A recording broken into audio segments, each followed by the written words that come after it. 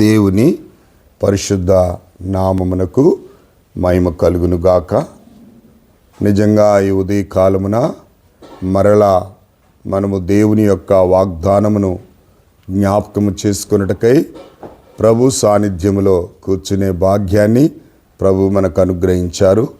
ఈ ఉదయకాలము దేవుని యొక్క వాగ్దానము ద్వితీయోపదేశ కాండము 33వ అధ్యాయము 25వ వచనం.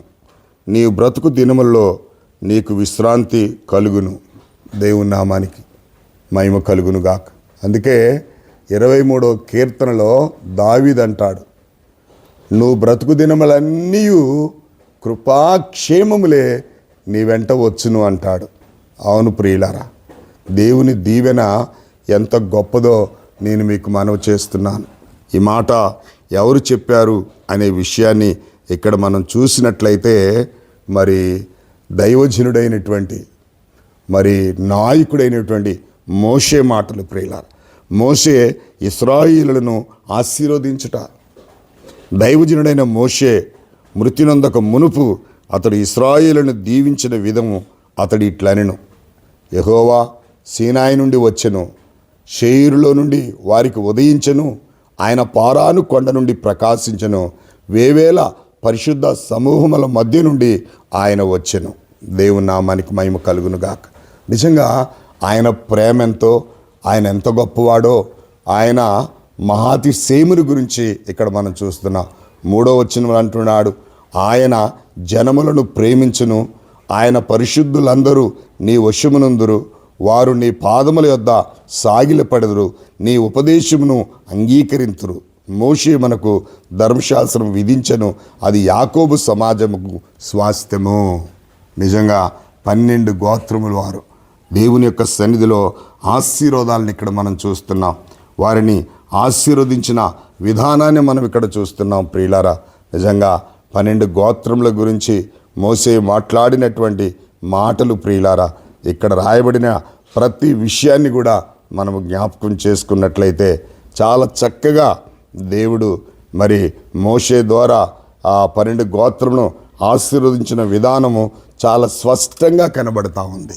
కాబట్టి ఈనాడు నీవు నేను ఆశీర్వదించబడాలి అంటే దేవుని మాట వినాలి, దేవుని మాటకు లోబడాలి, దేవుని చిత్తాన్ని జరిగించడానికి ఆశపడాలి. అంతేకాదు, ఇది నిజంగా మరి ఈ ఉదయకాల వాగ్దానము, ఇది చివరి రోజు వాగ్దానం. 31వ తారీఖు ఆఖరి. ఈ నెలంతా ప్రభు మనల్ని కాపాడి నిజంగా ఆయన మనల్ని దీవిస్తానని చెప్పినటువంటి మాట. ఆ 12 గోత్రం ఇశ్రాయేలులో మనం కూడా ప్రియులారా ఆశీర్వాదానికి పాత్రులుగా ఉన్నాము అనే విషయాన్ని జ్ఞాపకం చేస్తున్నాను ప్రియుల. జులై మాసం అంతా కాపాడి ఈ 31వ తారీఖు కూడా మనం దేవుని వాగ్దానాన్ని జ్ఞాపకం చేసుకునే కృపను ప్రభు మనకు అనుగ్రహించాడు. అందును బట్టి మనం దేవుని స్తుతించి, దేవుని ఘనపరిచి, దేవుని ఆరాధించి, దేవుని యొక్క వాక్యానుసారంగా జీవించ బద్దులమై ఉంటున్నాం ప్రియులారా. అందుకే మరి దైవజనుడైన మోషే, నాయకుడైన మోషే ఇశ్రాయేలు నడిపించిన విధానము, ఆ 12 గోత్రం వారిని దీవించిన విధానాన్ని మనం చూస్తున్నాం. మనం కూడా దేవుని యొక్క దీవెనకు పాత్రులం కావాలని దేవుని వాక్యానుసారంగా జీవిస్తూ దేవుని వాక్యాన్ని ఎత్తిపట్టి ఆయన వాగ్దాన్ని స్తుతించి ఘనపరిచి ఆరాధించి దేవుని సందులో ముందుకు సాగుదాం. అట్టి కృప దేవుడు మనకు అనుగ్రహించునుగాక. పరిశుద్ధుడైన మా తండ్రి, కృపగలిగిన మా యేసయ్య, నీ వాగ్దానమును బట్టి మీ కృతజ్ఞతాస్తుతులు స్తోత్రములు చెల్లిస్తున్నాం. మీరు దీవించిన విధానము గొప్పది నాయన. ఆ దీవెనకు మేము కూడా పాత్రులుగా ఉండినట్లుగా నీ కృపను మా మీద కుమ్మరించండి. ద్వితీయోపదేశ కాండం 33వ అధ్యాయములు ఉన్న దీవెనలన్నీ కూడా ప్రభా, ఇశ్రాయేలును 12 గోత్రుల వారిని మీరు దీవించిన విధానం ఎంతో గొప్పది నాయన. మమ్మల్ని కూడా దీవించి నీకు మహిమకరంగా జీవించినట్లు, నీ చిత్తాన్ని జరిగించినట్లు, నీ ఉద్దేశాలు నెరవేర్చినట్లు, నీకు నమ్మకంగా, పవిత్రంగా, పరిశుద్ధంగా జీవించి నీ నామ ఘనత కొరకు మేము బ్రతుకున్నట్లు నీ కృప మా అందరికీ దయచేయమని యేసుక్రీస్తు నామములో అడిగి వేడుకొంచున్నాను తండ్రి, ఆమేన్. దేవుని పరిశుద్ధ నామమునకు మహిమ కలుగునుగాక. ఈ 31 ఆఖరి ఉదయకాల వాగ్దానాన్ని ఎత్తిపట్టి దేవుని ఆరాధించి ఇతరులకు షేర్ చేసి వారును మీరును దేవుని దీవెనకు పాత్రులు కమలను మనవి చేస్తున్నాను. God bless you all.